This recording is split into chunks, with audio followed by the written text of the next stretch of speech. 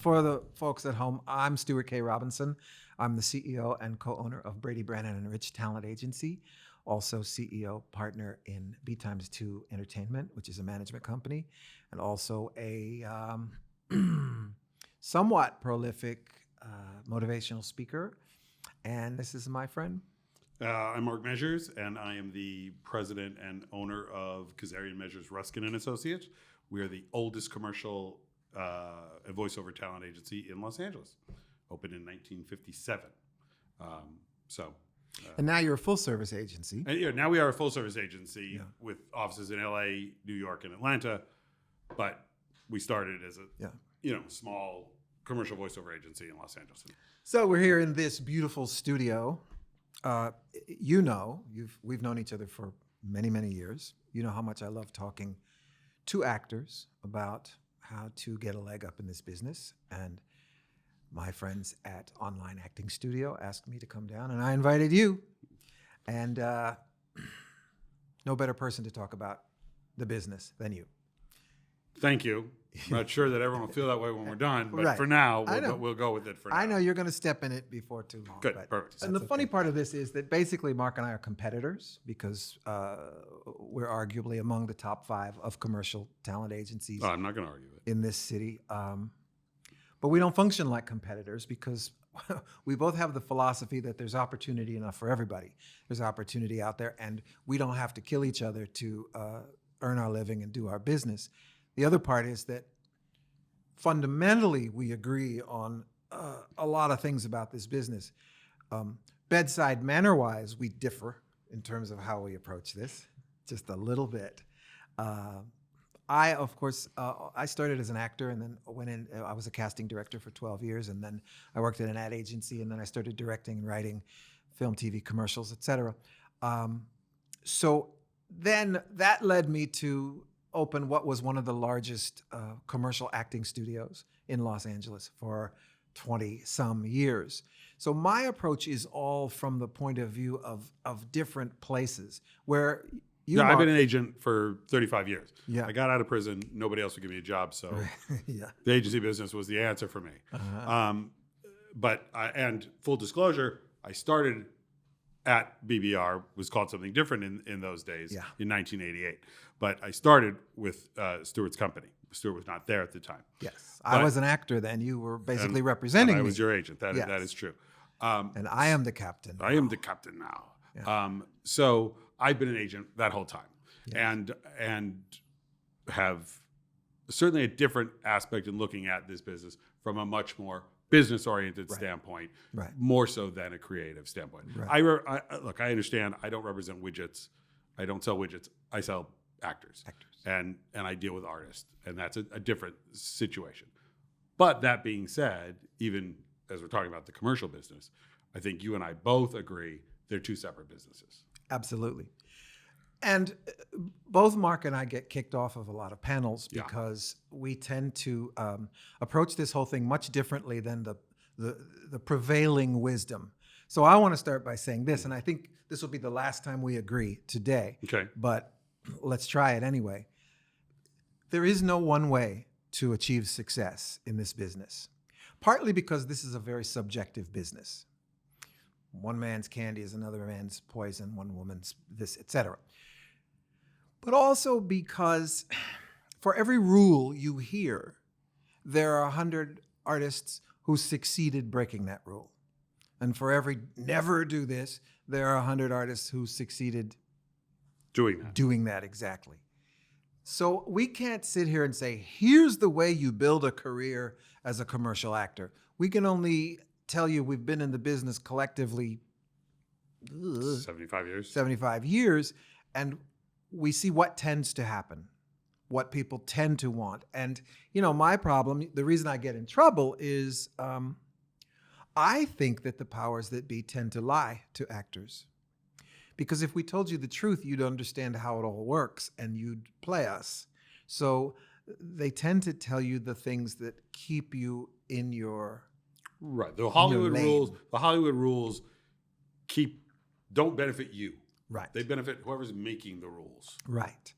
So we're on a lot of panels where people are giving their best advice for actors. Advice number one, always be on time to your audition.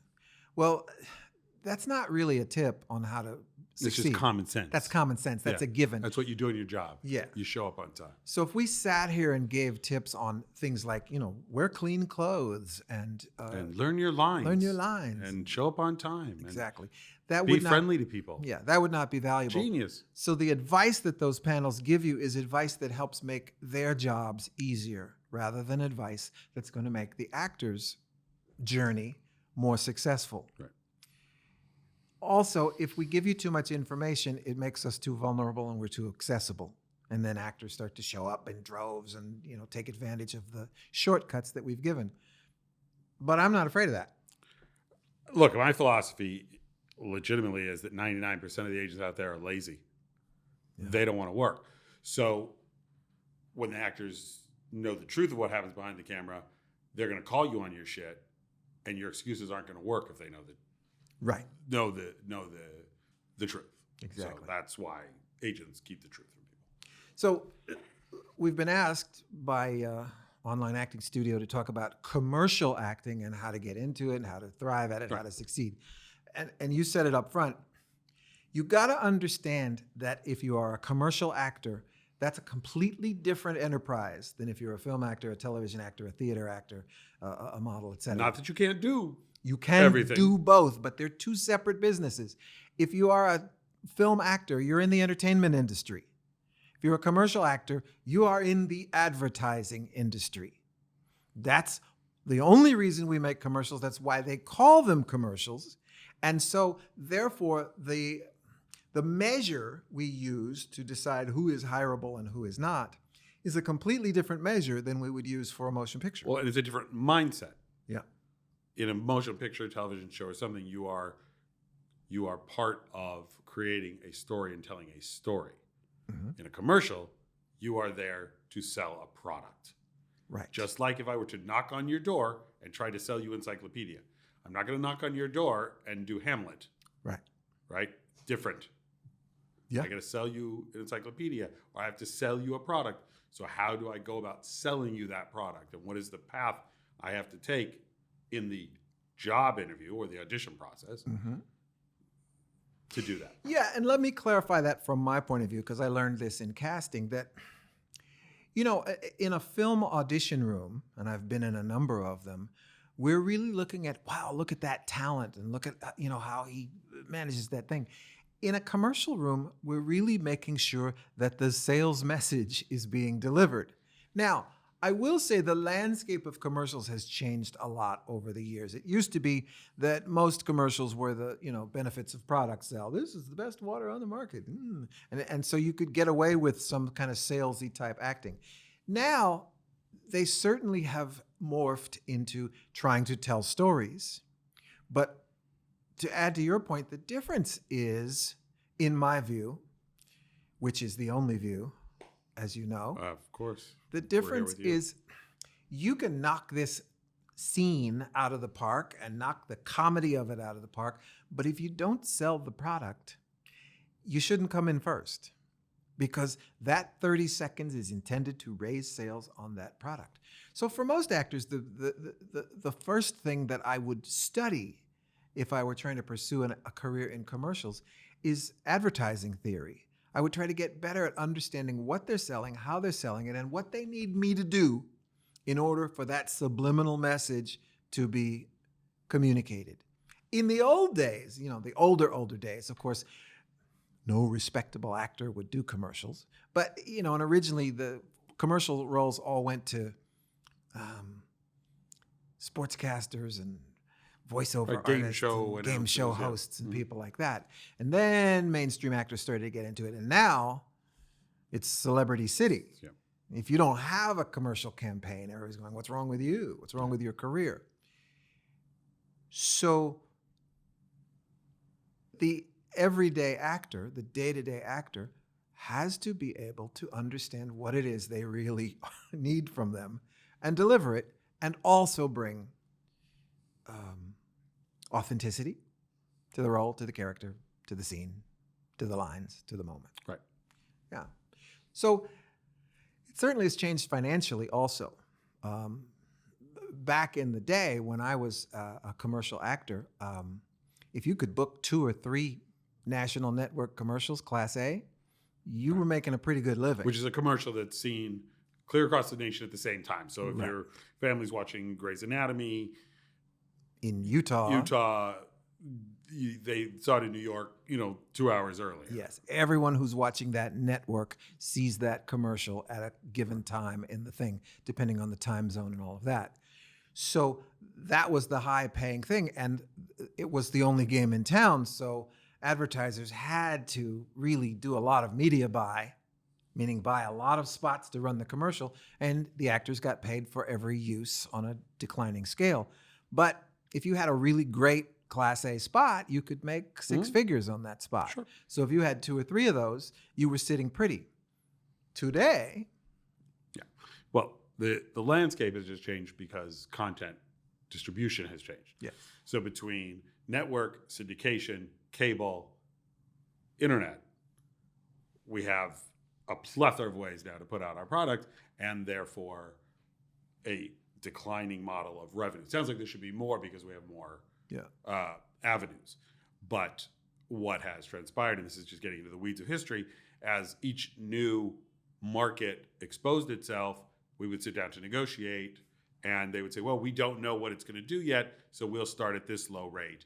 Once you start at a low rate, as we were discovering. we'll start at this criminally low Right, and rate. then because we don't know how it's going to be and what it's going to be. Cable was Like the perfect cable was example of like that. Yeah, it was Pennies. almost nothing, Yeah. right, on a cable commercial, and they could run it as much as they want. So it declined, and then when the commercial actors finally struck, whatever it was, 2000, 2000. we let the ad agency see, we can make all our commercials non-union. So the commercial business has shifted from a union business to a non-union business, about 20% Somewhat. union and 80% non-union now.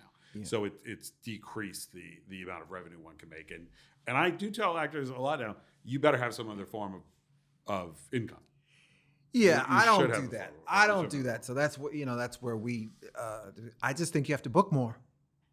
You got to be better at what you do. In the old days, you could afford to blow 6 out of 10 auditions, and you still could make a living.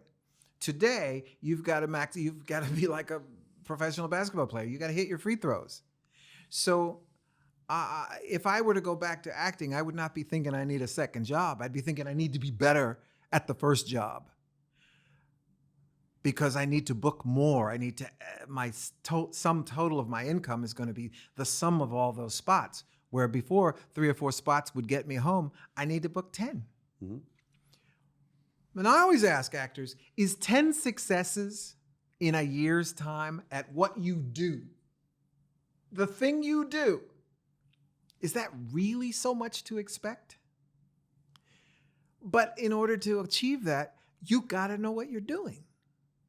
You can't just show up, because we know what the old school advice always was. Well, commercials are just a look. So if you have a look, you're going to book so many. It's an odds game. You do your thing. Yeah, if you're showing up playing the game that way, hoping that my look is going to ring bells and bring down the duck for the magic word. Yes, That didn't age you at all, by the I way. didn't at all. No. You Bet Your Life reference. That was Yeah. strong. That was strong. It's a Groucho Marx reference. What can I tell you? I read history. What can I tell you? But the idea that your look is going to be the magic wand, it doesn't work anymore. You got to bring a skill. You got to be able to bring something that makes these advertisers crave your services. So, yeah, you could get a second job, or you could get really good at the first one, which has to rule out the idea that this is a lottery. Has to rule out that it's a luck factor. Has to rule out that it's just a look. You just got to get better at showing up and delivering. Actors tend to be easy on them. So, well, it was really difficult. And, well, I had a lot of other things going on that day. Your surgeon doesn't get to make that excuse. Oh, well. I was on a plane the other day. The pilot came back and said, hey, I'm off today. I'm going to get off the plane. I'm not feeling well. Yeah. I don't know. I'm going to... I have my dad, I got to take my cat to get a CAT scan. I'm not going to fly the plane today. So I'm going to kind of land it. Mm-hmm. I sort of missed the landing, but you understand. No, you got to show up. You got to learn your craft. And the first part of learning your craft is understanding the industry that you're in. All right, so everybody probably wants to know, how do I get started? How do I get an agent? Well, I'll kick this one off and then you take it from there. I'm going to say, don't get an agent until you think you can work. Don't get an agent until you think you have the chops, you have the skills, you have the education, you have the training to really be able to deliver. You start going out asking agents to represent you when you don't know what it is you do, you're wasting their time and you're wasting your time. Yeah. Well, I don't disagree with you. I Good. think that you're going down a rabbit hole that is very deep and very twisty and very hard, because what you're basically saying is, don't get an agent till you know who you are and you know what you do. Yes. And I'm sure that 90% of the people out there think, oh, I know who I am. I know what I do. Because I can read all the words on the paper just like you can read all the words on the paper. Mm-hmm. I never had anybody, take it back, one actor in 35 years that I actually had read copy at an interview. Yeah. And again, this is me and how I did it, and the agencies I worked at did it. Nobody ever read copy. You came in, you sat down, and we had a conversation. Because ultimately, anyone can read the words. Right. You're an actor. At some point, you've done the school play. You've taken classes. You know how to read words. Right. But until you make the words yours, really yours. Yes. And this is where I think your advice is good. It's just not clear. It's rabbitish. Rabbit. It's very rabbitish. Okay. Not a word, Don King. Yes. So unless you know who you are and what you do, that's when you have to go in there, because you have to walk in the room and not just, oh, Colgate, it's a really good toothpaste. It makes my teeth feel so nice and clean. Yeah. That's not what they're looking for. They're looking for your point of view, your take, and what you bring. Yes. And it's a science. Yes. It is a science. Let me give you a real life metaphor. If you were about to go on a tour with some clients, and so you had to be away for 6 months, and you put an ad out for childcare while you're gone, you'd put in the ad things like good with kids, light cleaning, some cooking, must have a car, etc. So then applicants would start to show up for the job to look after your child while you're away, thinking that what you care about is whether they can clean and they can cook and they can drive a car, et cetera, when at the end of the day, the only thing you care about is, do I trust this person with my child? So when I say know yourself and know what you do, if you are trying to be an actor and you're just going to show up and follow instructions and talk about how I cook, oh yes, I cook Italian food and I cook this food and I cook that food, you're not going to get hired, because you're not doing the 50,000 foot view and saying, what is it I'm really here to do? So the reason you don't have to have an actor read is, if it was childcare, you'd say, do I trust this person? And that person should have already intuited that and would know that I just need to be an open book and really give you every reason to trust me. I know I'm going to get the job. But if I show up trying to impress you with what I can cook, it's not going to work. So the same is true in our business. If you don't have the ability to identify the real bottom line, which is what we talk about, knowing who you are and what you do, if you don't have that ability, you need to get to work on that, because otherwise you're just showing up and following instructions. Music example. I sit down with all the musicians, I hand them a chart. It's jazz. I didn't invite these musicians here to play the notes as written. They do have to follow the chart. We're all on a C minor at this moment. But what I hired these musicians to do is bring that thing that they do. And so within that C minor chord, they're going to add that. So if you think of acting like jazz music, that we all are on the same path, but we each bring our individual virtuosity, And we listen to each other along the way. So when the drummer starts to do that thing, the bass player goes, and then the keyboard goes, so that's what I mean in a real life example when I say know yourself. And yeah, it is a rabbit hole, but you got to go down there and you got to figure it out. I'm just saying that that's what it is. And why I say I've never had anybody read copy, because I want to sit with you and I want to see what your personality is. I want to see what you're doing. And if you sit across from me and you're like, huh? Right. I studied commercials with Stuart Robinson. Yeah. And it's really nice to meet you. I had an agent. Yeah. Then that's not a person that I want to represent. I want to represent that person that is showing me who they are. And, I've got the famous story of the guy that came in and laid down in my office on a desk, and he had a paper bag under his arm. And he's like, "Hey, what's good? You play baseball? You look like you play baseball. You want an orange?" I mean, I'm like, this kid's nuts. But he was nuts in a great way, that you just wanted to sign him. You knew that thing, when he got in a room and started doing that thing with whatever the copy was, yes, that he was going to work. Yeah, and not to say that now the key to getting an agent is be weird, quirky, go nuts, give everybody an orange. Give everybody oranges. I had a guy brought in a tray of lasagna. Okay. Bring in a tray of lasagna. We signed him too. Okay, yeah. Well, lasagna and oranges, that's the key. That's the key. There we go. Thank you. Good night. Good night, everybody. But what it does say is, when you become so committed to decorum, we can't see what's inside the package. And if we can't see what's inside the package, we can't represent it. There has to be something there. Yeah, guy came in, just me one time, in a suit. Wearing a suit. I said, "Do you always wear a suit?" He says, "No, but this is like an interview, It's so important. I wore my suit." Yeah. I'm like, "Dude, this is the worst idea ever." Because you're sitting there, I'm in a suit.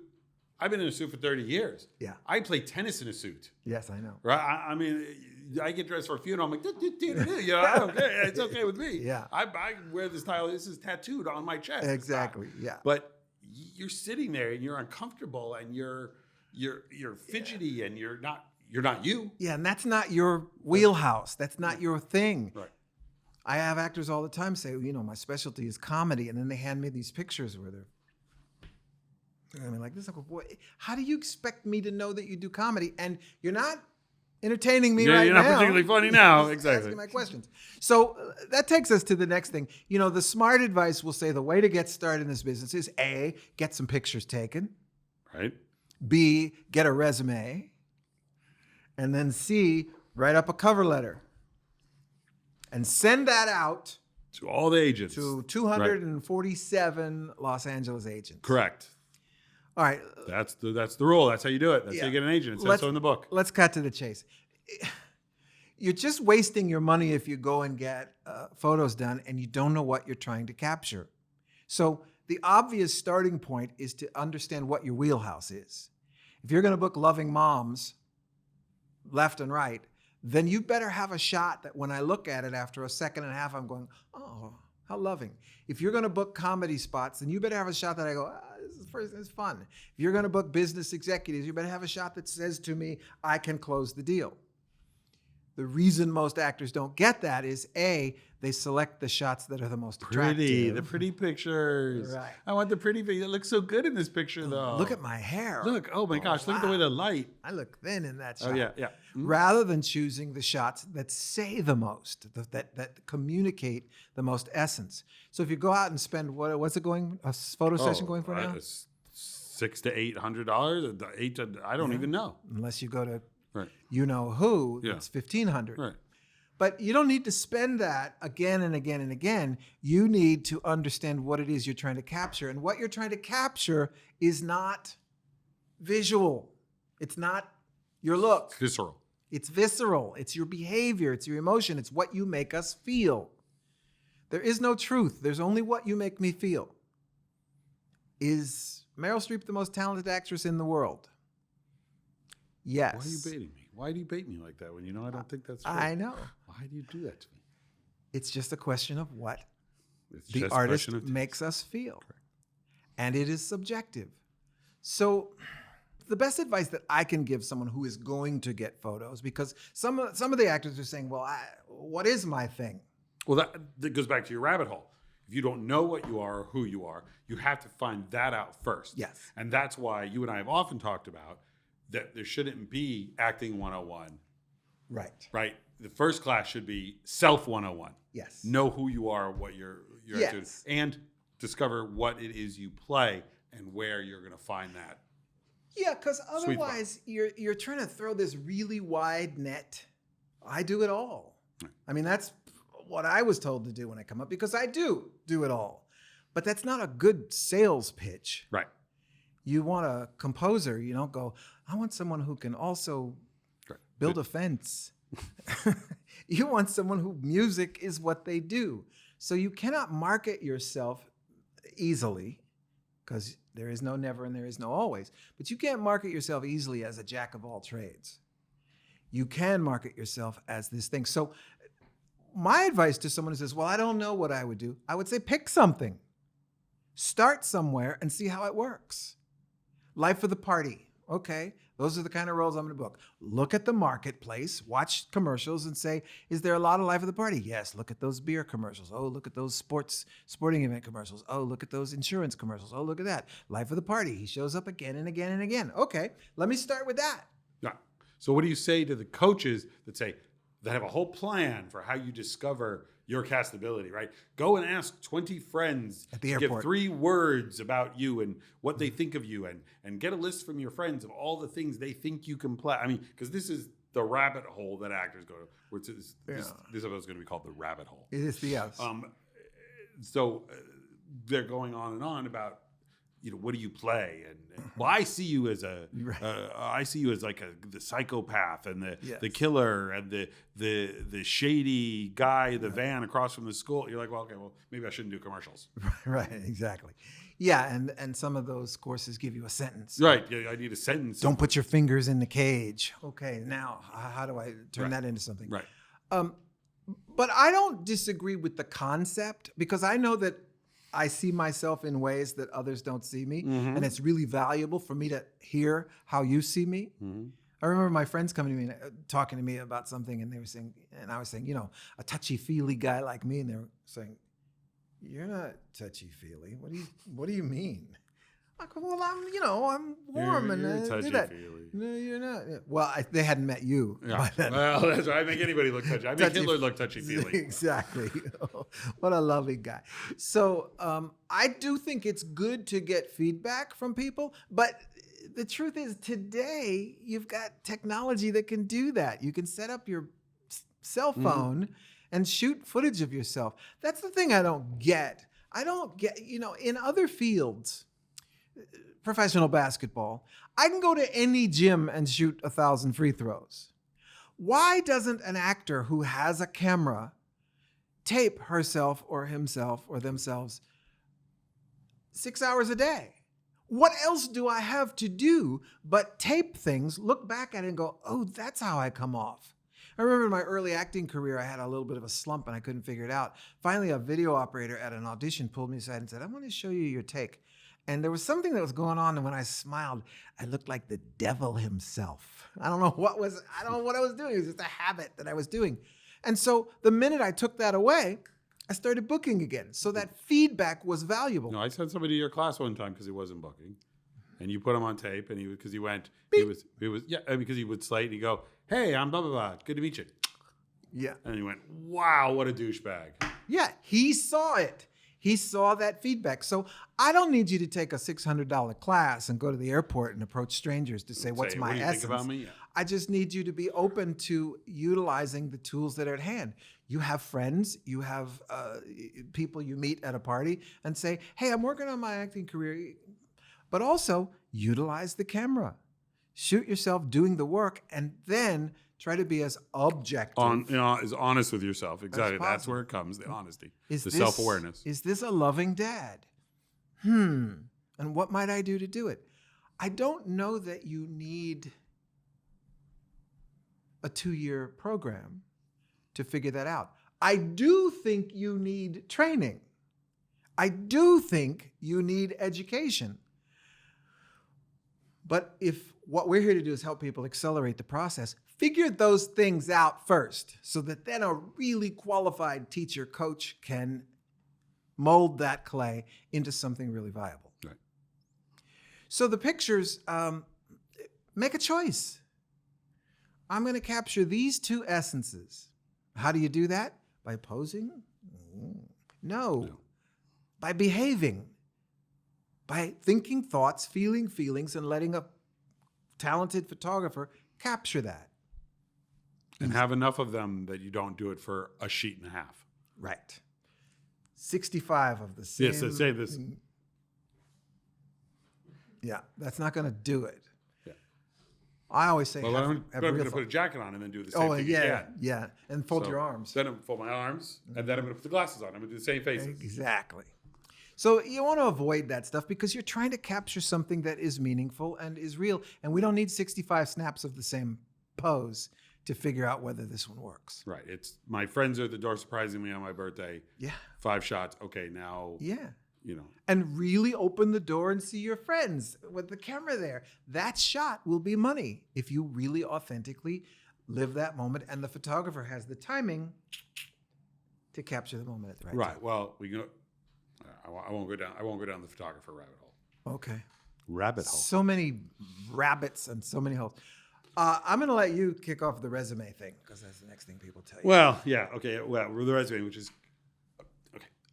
There are no rules. If there are rules, we would all follow them. We'd all be rich. We'd all be famous. We would all have the representation that we want.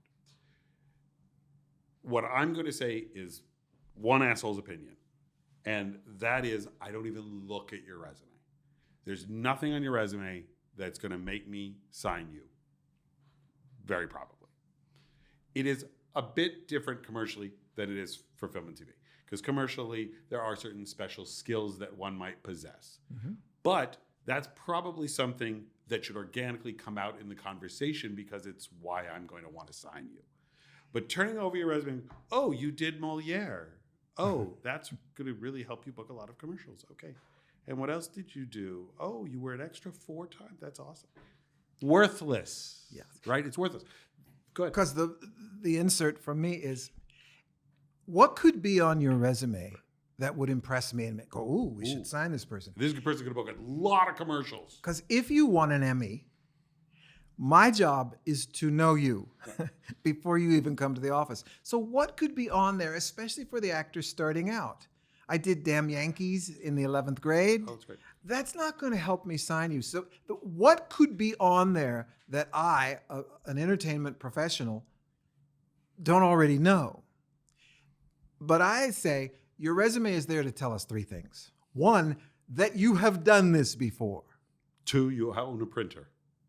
And you own a printer. Right. But if you handed me a blank piece of paper, I'd say, well, are you kidding? At least I need to see that you've done projects. It doesn't really matter what the projects are because I won't know them anyway. Put any words on there you want. I don't care what it is. Secondly, training sometimes is helpful. So if some of the hot names are on your resume and we know that you've done a course with this one and this one, we can go, okay, people tend to come out of that school with a pretty good thing. So if your training is solid, it's great. Your junior college drama teacher isn't really going to help you. She was so good. Yeah, I know. And probably was. That's my point. But in this application, doesn't mean anything to me. Marge Smith, I don't know who that is. The third is what you say, your special skills. Sometimes a skill you have is just enough for me to go, we should take a shot on this person. Plays the didgeridoo. Didgeridoo. Didgeridoo. Wow. In my neighborhood, they call it the didgeridoo. Oh, okay. Let's hope no Australian actors are listening. Yes, thank you. Let's play a little didgeridoo right now. But sometimes a special skill makes us go, ooh, 3 years in the military. Right. Sure. And I go, there's a certain discipline there, and there's a certain kinds of roles that you might be more geared to, et cetera. So you want to pay attention to your resume, but at the agent level, I'm not reading your resume. Yeah, people put so much time and energy into the resume. Yeah, and I'd rather you put the time and energy into how you're going to bond with me, Right. how we're going to strike up a conversation. So I'm going to go to the next thing is when you do get a meeting with an agent, 90% of the actors that I call in and meet with, they throw the opportunity away in the first 15 seconds. Because they sit down with all decorum, et cetera, and they wait for me For you to talk. launch the thing. Yep. For you to talk. If I were the personality in the room, I would be going out on auditions. I'm looking for you to Yeah. move me. So what would be a good topic to start with? It doesn't matter. Certainly not your resume. You know that's not what you're competing with. Because if you had a resume that was full of amazing things, you wouldn't be pounding the pavement looking for an agent. So don't try to sell me in an area where you don't have the ammunition. Right. Your personality, your authenticity, how funny you are, how impressive you are, etc. It's similar to media training that celebrities have to go through on talk shows. I'm here to talk about my movie. You're going to want to talk about other things, and I have to get it back to the movie, right? And commercial audition, same thing when they put you in front of the camera and say, okay, tell us about your worst date, and then you sit down there and fumble trying to figure out your worst date instead of just launching into any story because the story doesn't matter.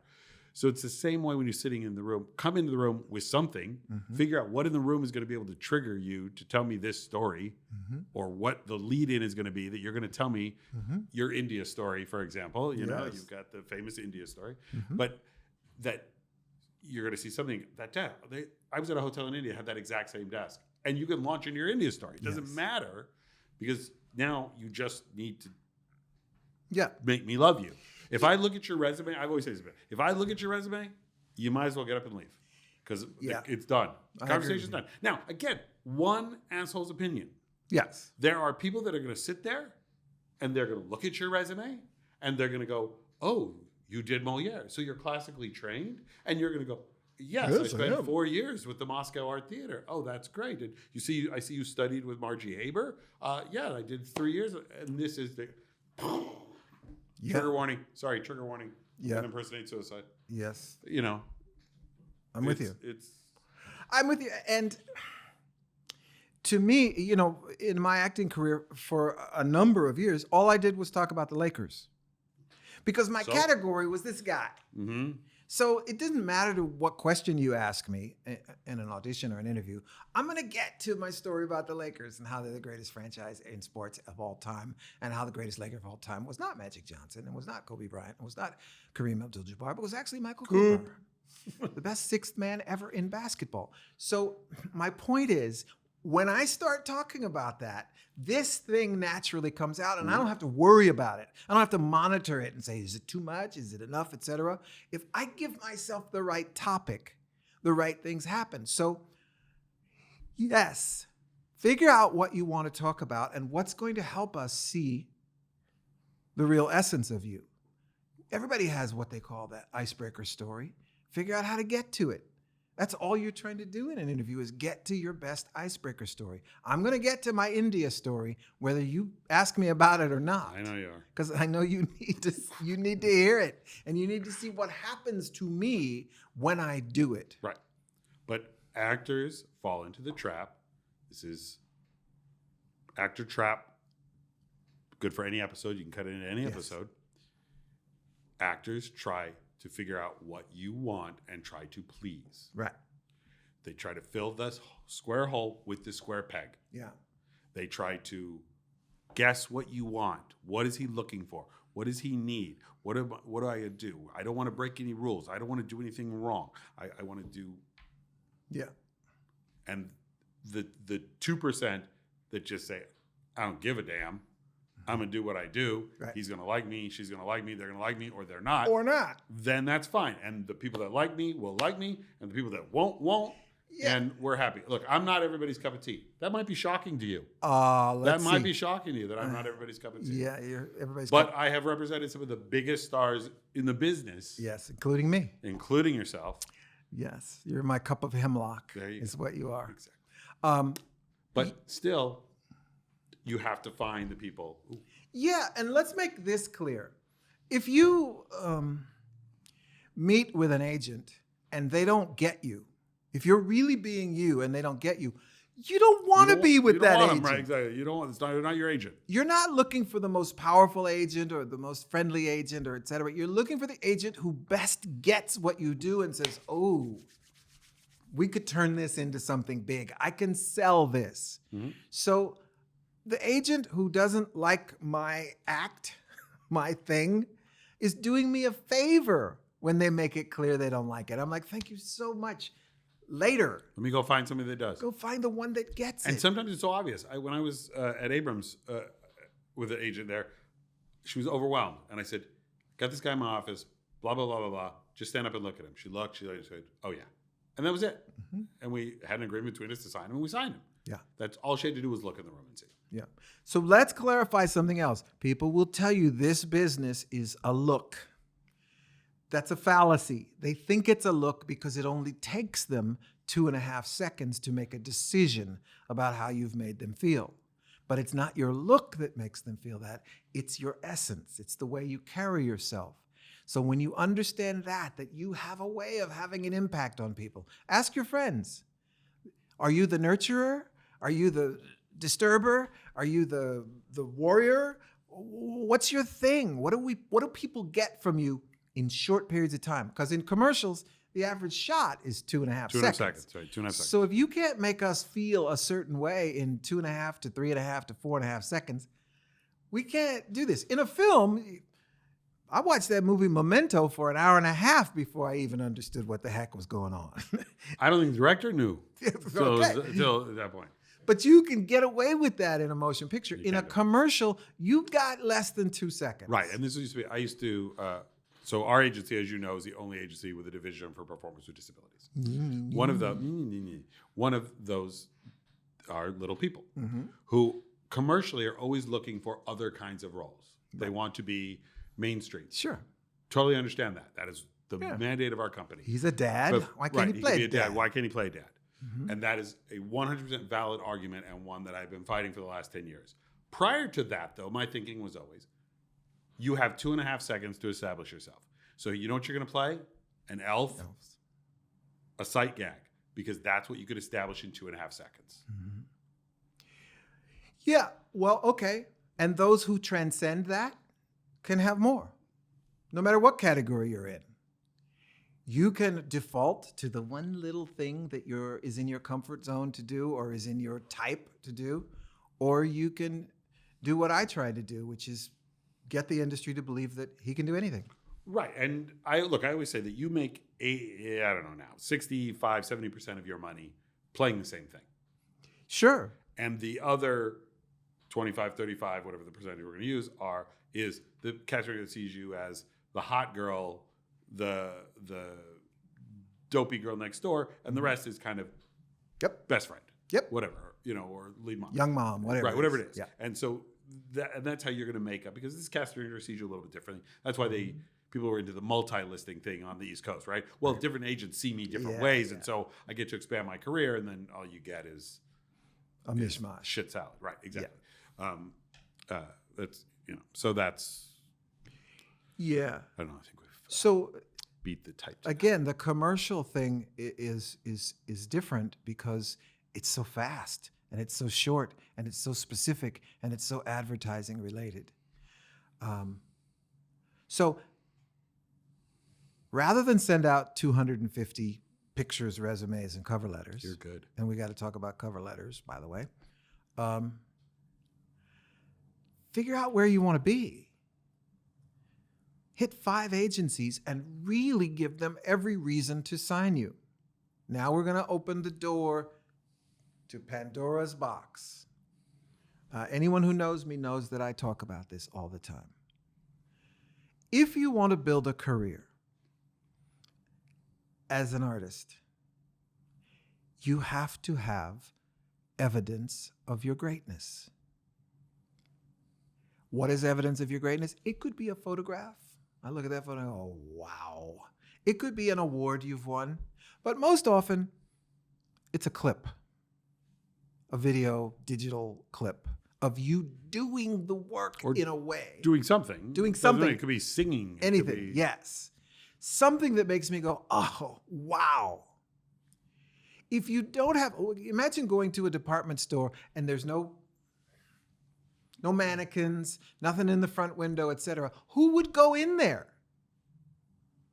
If you're a songwriter, you have tape of things you've composed. If you're a painter, you have a gallery of things on the wall. Well, if you're an actor, you've got to have not a demo reel, because a demo reel tends to be stuff I've been able to collection book of up stuff to you this booked. point. Right, collection of stuff you booked. It's not you being great. Ask yourself, is this greatness? Because that's undeniable. I don't know if I can make you like me, and I don't know if you think I'm the right look, etc. But I know when I put great work in front of people, they're going to have to acknowledge that. You take away the question mark when you have evidence of your greatness. Now, people say, but evidence is hard to get because I got to book something in order to get the greatness, etc. Not anymore, you don't. Yeah. In your phone is all the technology that when I was first starting as an actor, that was what they were shooting Movies and TV shows with. on. Yeah. So you've got a production studio sitting in your pocket. Shoot something, but the goal is not to show that you can learn the lines and say them. The goal is to inhabit that character in a way that we go, wow. And by the way, for commercials, I don't need to see commercial clips to sign you as a commercial client. I need to see that you really can sink your teeth into a character, a role, a moment. Yeah. Thoughts? I mean, we can certainly share the story here of the actor who came to us with a clip from a game show that captured his essence in such a magical and amazing way that you knew right away he was money. That's all he needs to show. And it was him on what Price is Right, Right, yeah. or no, Let's Make a Deal. One of them. Whatever, just bantering with Wayne Brady and standing there in his goofy outfit. And it was everything. You know that he's got the stuff. It's everything. It's Jennifer Holiday when she opens her mouth and sings, and I'm telling you, I'm not going. Totally different spectrum of things. Sure. But all still evidence of greatness. It's Emma Thompson in a holiday movie. Oh. The Love Actually. Love. It's Emma Thompson in Love Actually. That's greatness. Yeah, and greatness is, again, Subjective. But at least let's start with me believing that what I have captured and handed to you is great. At least I must believe it. I must say this is the work that I should be doing. So therefore, you can't blow me away with mediocre material. A lot of actors come and say, well, I'm going to write a scene for myself, and then I'm going to shoot it and edit it and distribute it. Why? Are you an award-winning writer? When there are 1,000 award-winning writers out there, material filling up the libraries, why write something when there's material that you could knock the doors down with? Find material that is moving, powerful, whether it's comedy or drama or romance or adventure or whatever it is. Find a way to put yourself into it. Any special skills you have, put them into that thing and do some work that is evidence of your greatness. I cannot argue with that. I may not think it's You may not greatness, like it, I may right. not like it. That means I'm not the right agent for you. But the right agent seeing that will go, oh, what am I going to tell you I'm great? You're going to take my word for it? You know, I'm really talented. I really make moments come to life. I know you believe that. Well, yes. Don't you feel the power of this moment right here? I do. Yes. See? I knew it. So, cover letter. So here's the cover letter. Dear Mark, if they got it right and they cut and pasted correctly, and Mike. I don't get Dear Mike, Or Dear Janet, and that they've blind CC'd everyone else they sent the cover letter to. Dear So Mr. Robertson. I don't get it. Right, Yeah, exactly. exactly.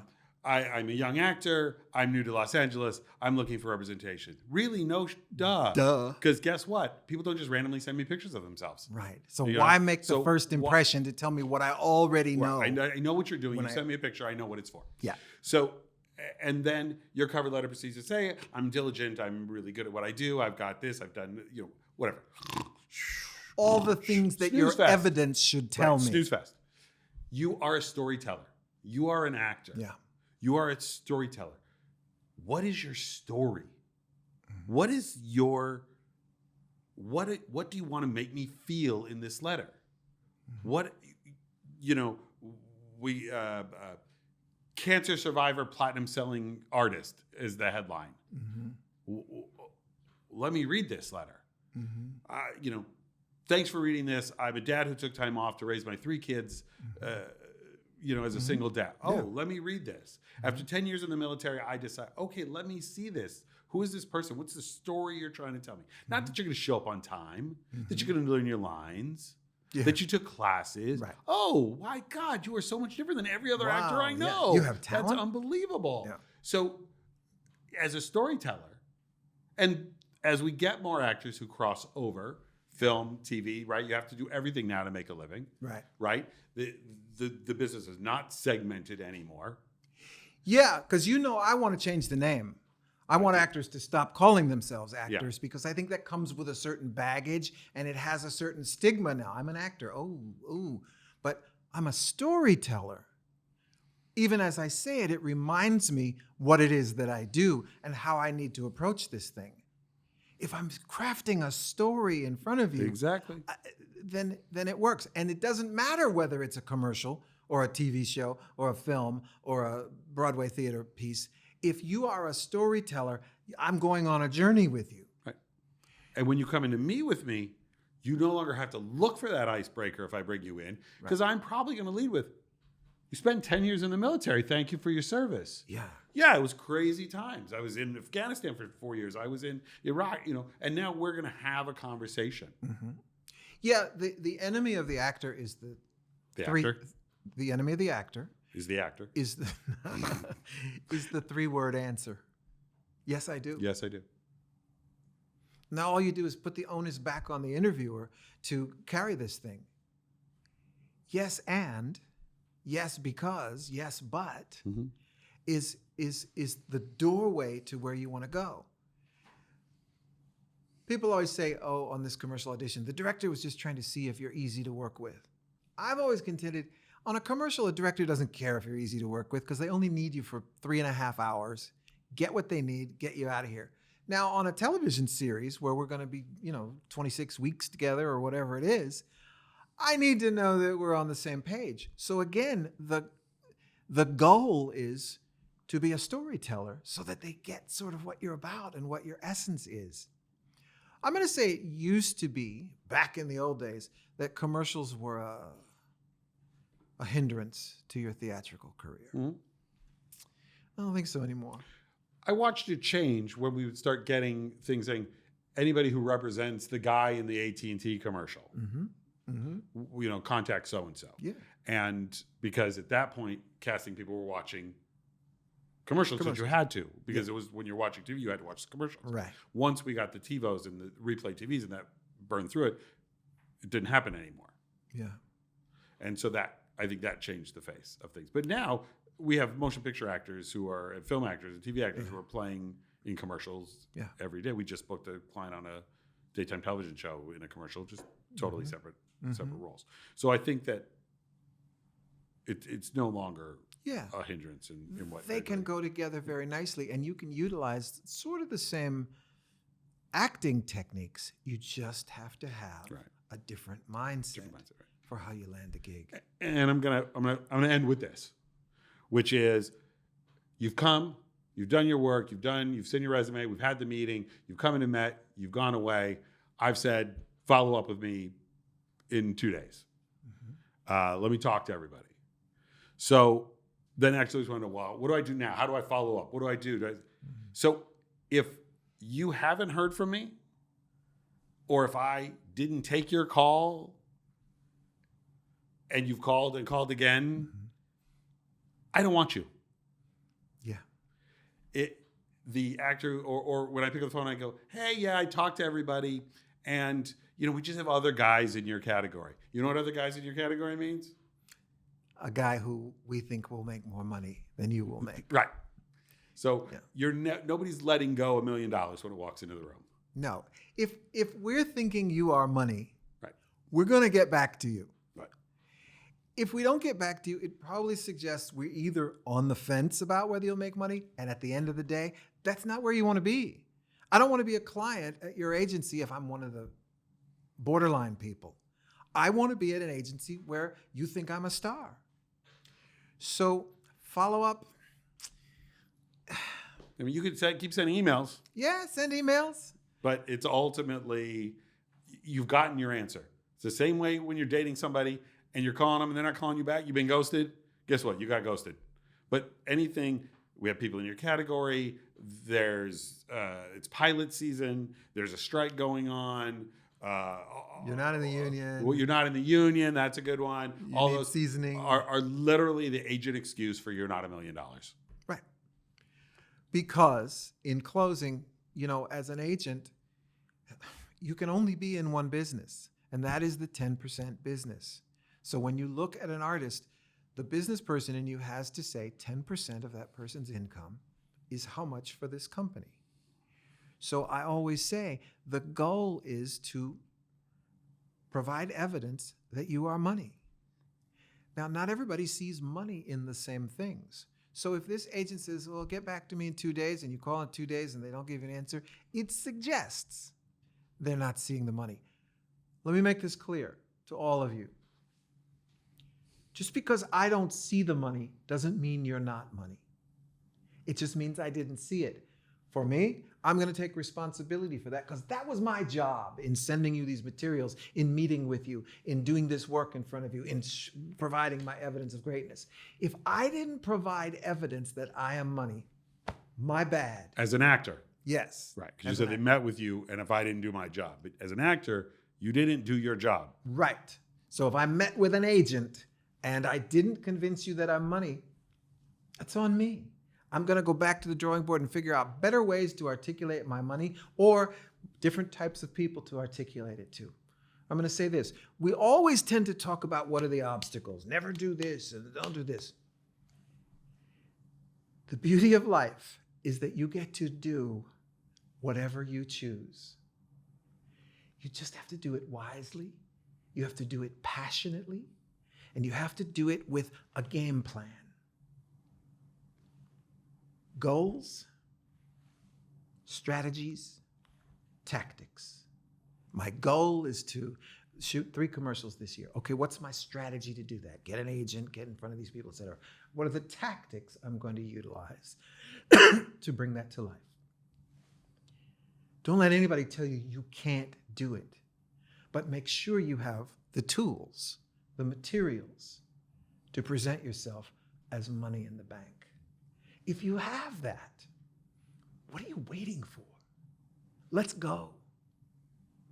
But if you don't have that yet, commit yourself to getting it so that you can get this thing started. I'm Stuart K. Robinson. I'm Mark Measures. Thanks. We appreciate Appreciate the time. our time, your time, and we'll see you on TV.